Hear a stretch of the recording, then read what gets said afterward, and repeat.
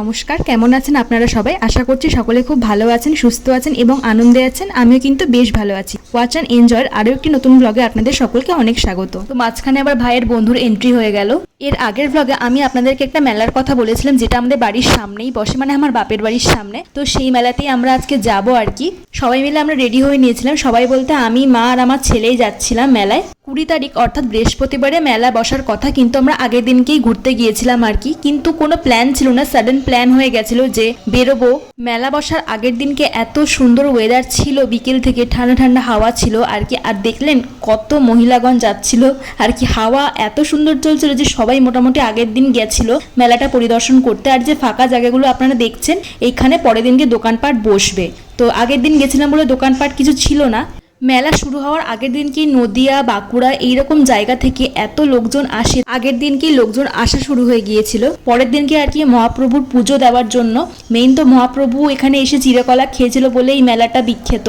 আর দেখুন কত police already আগের দিনকে এসে পাহাড়ায় বসে গেছে, যেহেতু ভিড় হয়। দেখুন কত পুলিশের গাড়ি লাইন দিয়ে এখানে দাঁড়ানো রয়েছে। মাঝখানে এমনও ঘটনা হয়েছে যে পুলিশ প্রোটেকশন না থাকার কারণে পুজো দেওয়ার জন্য আর কি, মহাপ্রভু শ্রী চৈতন্য দেবেরই পুজো হয়, তো তাকে পুজো দেওয়ার জন্য এত লাইন হয়েছে, এত লোকের সমাগম হয়েছে যে অনেকে পদপিষ্ট হয়ে মারা গেছে, অসুস্থ হয়ে গেছে, মারপিট হয়েছে। এত দর্শনার্থী ভিড় করেছে, তার জন্যই পুলিশ প্রোটেকশনটা মেইন দেওয়া হয়েছে। তো এবার আমরা চলে এলাম একটু ফুচকা খেতে। মা বললো তুই তো কিছু খাসনি, সেই দুপুরবেলা একটু ভাত খেয়েছিলিস, তো ফুচকা খেয়ে নে। মা আর ছেলেকে কোলে নিয়ে আমি যে ফুচকা খাচ্ছিলাম সেটার ভিডিও শ্যুট করতে পারেনি।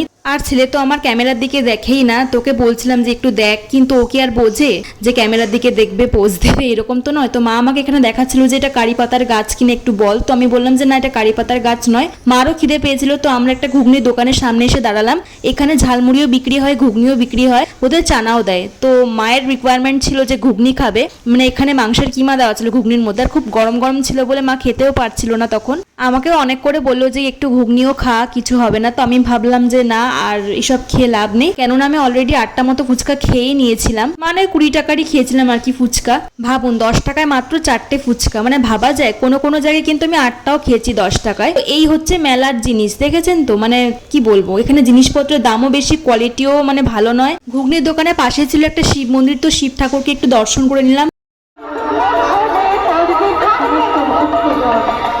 মেলায় ঘুরতে ঘুরতে হঠাৎ করে আমাদের পাড়ারই এক কাকিমা আর তার মেয়ের সঙ্গে দেখা হয়ে গিয়েছিল। ওরাও মেলায় ঘুরতে এসেছিল। যাই হোক, দেখা হয়ে বেশ ভালোই লেগেছিল। ওরাও একটু কথাবার্তা বললো আমাদের সঙ্গে। কাকিমাদের সঙ্গে কথা বলি আমরা একটু সামনের দিকে গেলাম। তো এখানে একটা মন্দির ছিল, পানিহাটি দণ্ড মহোৎসবতলা লেখা আছে, দেখবেন। অনেকে হয়তো এখানেই সামনেই কোথাও হয়তো থাকেন। তো যাই হোক, ভগবানকে প্রণাম করে নিলাম। আর এখানে জানি না এই লোকটা কে ছিল, আমার মায়ের সাথে একটু কথা টথা বলে চলে গেল। আর ওই দিনকে যেখানেই যাচ্ছি শুধু ঠাকুরের মূর্তি দেখতে পাচ্ছি। সত্যি ওই দিনকে মন ভালো হয়ে যাওয়ার মতো একটা পরিবেশ সৃষ্টি হয়েছিল চারিপাশে। খুবই ভালো লাগছিল আগের দিনকে এসে, ওয়েদারও ভালো ছিল। আর ইনি আমাদেরকে চন্দনের তিলক পরিয়ে দিচ্ছিল। আমার ছেলে কিরকম করছিল দেখুন, কিন্তু ওকেও পড়ানোর পর ওকে কিন্তু খুব মিষ্টি লাগছিল।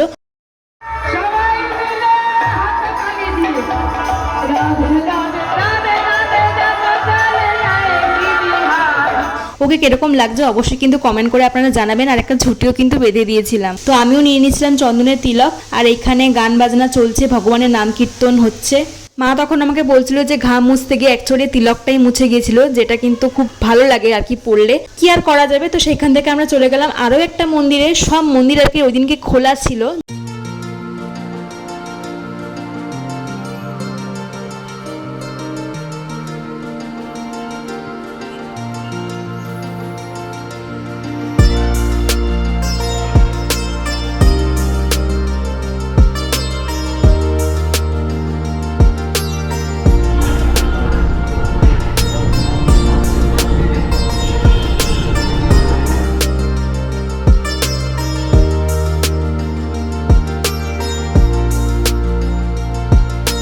আপনারা দেখলেন ভগবানের কিরকম যজ্ঞ আদি হচ্ছে। আর ছেলে এখানে কোন এক ভদ্রমহিলার শাড়ি ধরে টানাটানি করছে, ওর তো ওই কাজ আর কি। তো আমরা আবার চলে এলাম আর একটা সমাগমের দিকে। এখানেও ভগবানের নাম কীর্তন চলছিল। ওই যে হাতটা আপনারা দেখছেন, ওটা আমার মায়েরই হাত। মা ছেলেকে কোলে নিয়ে আর কি আনন্দ সহকারে নাচছিল আর কি। মানে ভগবানের নাম শুনে যে মনের মধ্যে একটা সুন্দর ভাবনা কাজ করে, কোথাও যেন হারিয়ে যাচ্ছি, এরকম একটা স্বতঃস্ফূর্ত ভাব। তো মানুষ কিন্তু ওই স্রোতেই ভেসে যায়। যখন আমরা হরিনাম শুনি তখন কিন্তু আমাদের হাত দুটো অটোমেটিক ওপরে উঠে যায়। কার কার এরকম অনুভূতি অবশ্যই কিন্তু আমাকে কমেন্ট বক্সে কমেন্ট করে জানাবেন। সেই সমাগম থেকে বেরিয়ে আমরা ইস্কনের দিকে গেলাম হাঁটতে হাঁটতে, কিন্তু মা বলল আর ইস্কনে ঢুকবো না, কেননা অনেকটাই তাহলে দেরি হয়ে যাবে। ইস্কনের সামনে একটা সুন্দর দোকান হয়েছে, তো ওইটা আমার স্কুলেরই পেছনে হয়েছে দোকানটা, আমি নতুন দেখছিলাম। যাই হোক, সেখান থেকে মা গেল একটা আইসক্রিমের দোকানে। মা আমাকে বললো যে আইসক্রিম খাবো কিনা, তো আমি বললাম আইসক্রিম খাবো না। তো মা ওখান থেকে দুটো চকোবার খেয়ে সাবার করে দিল। আর লাস্ট যে চকোবারটা ওটা খেতে খেতে এখন আমরা যাচ্ছি বাড়ির দিকে। তো দেখুন কত লোক আসছে, আপনারাই দেখুন, একটার পর একটা লোক চলেই আসছে। আমি সেটাই দেখছিলাম আর আপনাদেরকে দেখাচ্ছিলাম যে আমাদের এই চিড়েকলার মেলা কতটা আর কি বিখ্যাত, কত দূর থেকে লোকজন আসে আর কি ভগবানকে দর্শন করার জন্য। প্রতি বছরই এরকম হয়। তো ছেলেকে নিয়ে আমি চলে এসেছি আর দেখুন দুজনে তিলক মেরে এখন পোজ দিচ্ছিলাম। তো এটা হচ্ছে পরের দিনের ভিডিও।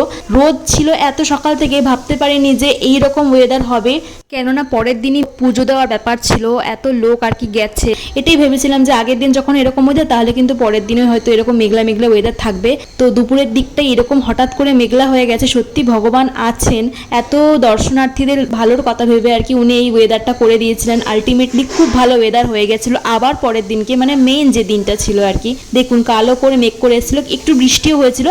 সত্যি এত স্বস্তিদায়ক হয়ে গেছিলো ওয়েদারটা। যাই হোক, ওই দিনকে তো আমরা নিরামিষ খেয়েছিলাম, আর এমনিও ইস্কনে আর আরও একটা দুটো জায়গাতে খিচুড়ির প্রসাদ বিতরণ হচ্ছিল, তো মা ওইখান থেকে এনেছিল। আর এইটা হচ্ছে মেইন প্রসাদ, চিড়ের প্রসাদ, যেটা চিড়ে কলা আম অনেক রকম কিছু দিয়ে মাখা হয় আর কি প্রসাদটা, কিন্তু ওই প্রসাদটা ভাগ্যে জোটেনি। অ্যাকচুয়ালি প্রসাদটা বাবাই খেয়ে নিয়েছিল বলে আমরা আর পাইনি। কোনো ব্যাপার না, বাবাই তো খেয়েছে। যাই হোক, তো আমি মিশো থেকে একটা কুর্তি অর্ডার করেছিলাম, তো কুর্তিটা এখন আনবক্সিং করব, দিয়ে পরে দেখবো। তো পরের দিনকে মেলা এটা পরেই যাওয়ার ইচ্ছা রয়েছে। ওই দিন আর ভিডিওটা কন্টিনিউ করিনি, পরের দিন সকাল থেকে আবার ভিডিওটা শুরু করলাম, অর্থাৎ আজকে থেকে, অর্থাৎ শুক্রবার। ব্লগটা আমি আজকে এডিট করছি, তো কালকে সকাল 11টা আপনারা পাবেন। সকালবেলা এক কাকু এসেছিল আর কি আমার বাবার সুগার আর প্রেশার চেক করতে, মানে এখন প্রেশারটা মেনলি চেক করছিলেন, বললো লো আছে, আর সুগারের জন্য রক্তও দিয়েছে। আবার কাল না পরশু আবার আসবে 10টায় রক্ত নিতে কাকু, মানে সকাল 10টায় ভাত খেয়ে থাকতে হবে, 12টায় রক্ত দিতে হবে তার জন্য। বাবার প্রেশার ইউজুয়ালি হাই থাকে, কিন্তু এবারে লো শুনে আমরা ভাবলাম যে লো প্রেশারও সামাল দেওয়া যায়, কিন্তু হাই হলে বেশি অসুবিধা হয়ে যায়। দুপুরবেলা খাওয়া দাওয়া করে ছেলেকে ঘুম পাড়িয়ে দিয়েছি, একটু নেল পলিশ পরে নিয়েছি। দেখুন একটু ডিজাইন করেছি আর কি, জানি না কিরকম হয়েছে, ফার্স্ট টাইম আমি করছি। দেখুন সেফটি পিন দিয়ে আমি ডিজাইনগুলো করেছি, একটু বিন্দু বিন্দু ডট করে জাস্ট মাঝখান থেকে টেনে দিয়েছি। আপনারা অবশ্যই কমেন্ট করবেন যে কিরকম হয়েছে, ফার্স্ট অ্যাটেম্প নিয়েছি আর কি। ছেলে উঠলে ছেলেকে রেডি করাবো, তারপরে আমি নিজেও এখন রেডি হতে যাব, মাও রেডি হবে। অ্যাকচুয়ালি আজকে হচ্ছে শুক্রবার, এর আগের শুক্রবার ছেলেকে নিয়ে গেছিলাম ঝাড়াতে, তো এটা হচ্ছে দ্বিতীয় শুক্রবার, তোকে ঝাড়াতেও নিয়ে যাবো, একেবারে মেলাটাও ঘুরে আসবো। অনলাইনে মিশো থেকে যে কুর্তিটা অর্ডার করেছিলাম এটাই হচ্ছে সেই কুর্তিটা, ভালোই ছিল। আমি লার্জ সাইজে নিয়েছিলাম, কিন্তু একটু আমার খুব একটা ফিটিং ছিল না, একটু ঢিলা ছিল, তো আমার মিডিয়াম হলে হয়তো ফিট হবে। যাই হোক, এখানে ছেলেও রেডি হয়ে গেছে অলমোস্ট, তো বাবা চুল টুল আঁচড়ে দিচ্ছে ওকে। আর আমি ওদিকে কমপ্লিটলি রেডি হয়ে গেছিলাম, মাও রেডি হচ্ছিল, আর বাবা যেহেতু আমাদেরকে নিয়ে যাবে তাই বাবাও রেডি হয়ে গেছিল। ছেলেকে একটা নতুন জামা পরিয়েছি, অন্নপ্রাশনে অনেকগুলো জামা পেয়েছিল, কিন্তু বেশ কয়েকটা জামা বড়, মোটামুটি 1 বছর না হলে পরানোও যাবে না, তো এই জামাটা একদম সুইটেবল মনে হলো ওর জন্য। দেখুন কালারটাও খুব হালকা সোভার আর খুব মিষ্টি, আর ওকে ভালোও লাগছিল পরে। ছেলেও রেডি, আমিও রেডি, সবাই রেডি। তো বাবা এখানে টোটো বার করে দাঁড়িয়েই রয়েছে, তো মা উঠলো, এবার আমিও ছেলেকে নিয়ে উঠে পড়লাম। তারপরে আমরা চলতে শুরু করলাম আর কি, যেখানে যাব সেখানে। আর আপনারা তো জানেনই যে আমার ছেলে ঘুরতে কতটা ভালোবাসে, আর টোটো করে ও মানে যেতে যেতে এদিক ওদিক খালি দেখছিল আর ভাবছিল কোথায় যাচ্ছি আমরা অ্যাকচুয়ালি। তো যাই হোক, আমরা চলেও এসেছি, তো পীর বাবার মন্দিরের সামনে চলে এলাম। আর আজকে কিন্তু আমি ভিডিও শ্যুটটা করে নিয়েছি, যে ভেতরটা কিরকম একটু আপনাদেরকে দেখাই। এই হচ্ছে পীর বাবার মন্দির। যাই হোক, ছেলেকে ঝাড়ানো কমপ্লিট হয়ে গেছিলো, আরও এক শুক্রবার যেতে হবে। সেখান থেকে আমরা চলে গেলাম ওই পার্কের দিকে, যে পার্কে আগের দিন গেছিলাম। গিয়ে দেখি পার্ক তো বেশ ফাঁকাই ছিল, মাত্র 2-3 জন 4 জন ছিল, তো সেই দিনকার মতো ভিড় ছিল না। তো মা গেল ছেলেকে একটু দোলনা চড়াতে, আর ভাবলাম আমিও আবারও একটু চড়ে নেবো আর কি।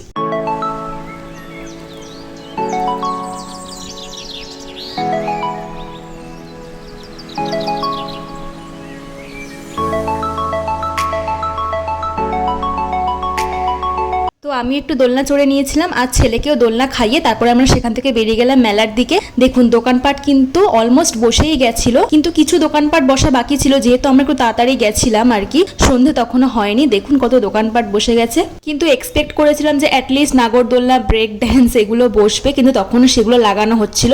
দেখুন কত খাবারের দোকান, ক্রেভিংস হচ্ছিল এটা ওটা একটু খাওয়ার। ভাবলাম যে ছেলেকে কোনো খেলনা টেলনা একটু কিনে দিই। যেখানে বেলুন বিক্রি করছিল সেখানে গেলাম, তো সেইখান থেকে আমরা মানে খুঁজছিলাম যে ছেলের জন্য কি নেওয়া যায় আর কি। তো উনি অনেক কিছু দেখাচ্ছিল, তো পরে সেখান থেকে ঘুরেও গিয়েছিলাম। ভাবছিলাম যে ছেলের এখন দাঁত হয়েছে, কোথায় কামড়ে ফুটো করে দেবে, ফাটিয়ে দেবে, তাহলে বেকার বেকার 30-40 টাকাও যাবে ওই আর কি। তো উনি আমাদের বলছিলেন যে কোনটা নিলে ঠিক হবে এরকম। তো সেখান থেকে তারপরে চলে গেলাম নাট মন্দিরের দিকে আর কি। এখানে এসে ভগবানের বেদির সামনে একটু বসলাম, মাও ছেলেকে একটু বসালো, প্রণাম টোনাম করলো। আর ভাবলাম যে ছেলেকে হয়তো খাওয়াতে হবে, তখন একটা মজা করেছিলাম আর কি। তো এই দুই ভগবানের মূর্তির মাঝখানে একজন গুরুদেবের মূর্তি রয়েছে, চশমা পরা দেখতে পাচ্ছেন। তো তার সাথে অবিকল আরো একজনের মিল রয়েছে, তো তার নাম আমি এখানে উল্লেখ করছি না। ওইখান থেকে চলে গেলাম আমরা একটু ফাঁকা জায়গার দিকে, মানে এখানে একটা চাতাল মতো করা আছে, সবাই বিশ্রাম নিচ্ছিল। ছেলেকে এখানে মা একটু দুধ খাইয়ে দিচ্ছিল, আমরা ভাবলাম হয়তো ওর খিদে টিদে পেয়েছে। 2 থেকে 3 ঢোক খাওয়ার পরে ছেলে আর খায়নি দুধটা, বাকি দুধটা আমরা ফিরিয়েই নিয়ে এসেছিলাম, পরেও বাড়িতেই খেয়েছিল দুধটা। আর গঙ্গার পাড়ের দৃশ্যটা এত সুন্দর লাগছিল এই সময়টাতে। সূর্যাস্তের টাইমটা কিন্তু বেশি ভালো লাগে, আর একটা হয় সূর্যোদয়ের টাইমটায়। You know just what you do to me. Play my emotions like a pair of puppet strings. Did it ever occur to you my heart's more than a toy? Please go easy on me, babe. তো মা এখন তুলসী মাকে একটু প্রণাম করে নিচ্ছে, চারিপাশে যেরকম আমরা করি আর কি, তুলসী মঞ্চের চারিপাশে ঘুরে ঘুরে সেই রকমই মা করে নিচ্ছিল। আর ছেলে তো আমার দিব্যি শুয়ে এখানে আরামই করছিল। আর এখানে একটা বিশেষ জিনিস দেখাই, দেখুন এই যে গাছটা এখন আপনাদেরকে দেখালাম, এই গাছের তলাতেই কিন্তু মহাপ্রভু চিড়েকলা খেয়েছিলেন, দেখুন।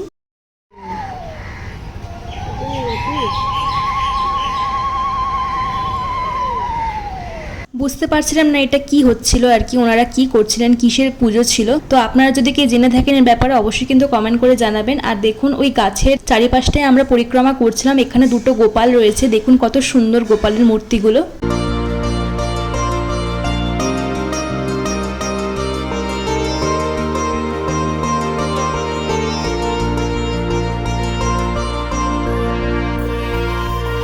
ভগবানের মূর্তিকে দর্শন করে আর প্রণাম করে আমরা চলে এলাম জিলিপির দোকানে। তো মা ওইখান থেকে জিলিপি আর নিমকি নিয়ে নিল। নিমকি যেহেতু আমি খেতে ভালোবাসি, জিলিপি সেরকম একটা আমি খাই না। পরে একটু মুখরোচক খাওয়ার ক্রেভিংস হচ্ছিল বলে এই দোকানটা এসে দাঁড়ালাম। মাকে বললাম ফিশ ফ্রাই খাবো আর একটা চিকেন পকোড়া খাবো। প্যাক করে নিয়ে নিলাম একটা চিকেন পকোড়া আর একটা ফিশ ফ্রাই। সত্যি কথা বলতে মেলার জিনিস খুব একটা ভালো হয় না, তাও আমি বলবো যে ফিশ ফ্রাইটা খেয়েছিলাম, ফিশ ফ্রাইটা খুব একটা ভালো ছিল না, মানে ওই 10 আউট অফ 5। আর চিকেন পকোড়াটা চিকেন পেয়েছি বলে 10 আউট অফ 6 দিতে পারবো। গঙ্গার পাড়ে এসে তারপরে একটু সময় কাটাচ্ছিলাম, ছেলে তো ওই খেলনা নিয়ে খেলতে ব্যস্ত হয়ে গেছিলো। আমি ওইখানে দাঁড়িয়ে দাঁড়িয়ে খেয়ে নিয়েছিলাম চিকেন পকোড়া আর ফিশ ফ্রাই। আর এত মেঘ করেছিল না, আর ভিডিও শ্যুটটা কন্টিনিউ করতে পারিনি, বাড়ি চলে এসেছিলাম। ছেলের জন্য একটা ডোরেমন সিলেক্ট করেছিলাম, ডোরেমনটা খুব কিউট ছিল আর আমি দেখতামও ছোটবেলায় ডোরেমন। কারা কারা ডোরেমন দেখতো আমার মতো অবশ্যই কিন্তু জানাবেন। হাওয়ায় খালি উড়ে উড়ে চলে যাচ্ছিল বলে মা একটা বুদ্ধি করলো, সুতো দিয়ে পাটা বেঁধে দিল, দিয়ে কোলবালিশের সঙ্গে ভালো করে বেঁধে দিল, যাতে আর কি জিনিসটা না উড়ে যেতে পারে আর আমার ছেলে খেলতেও পারে। আজকের ব্লগটা এত দূর রাখছি, ব্লগটা ভালো লাগলে অবশ্যই কমেন্ট করবেন, আমার চ্যানেলটিকে সাবস্ক্রাইব করবেন আর লাইক কিন্তু অবশ্যই করবেন। দেখা হবে অন্য আরো একটি ব্লগে, টাটা।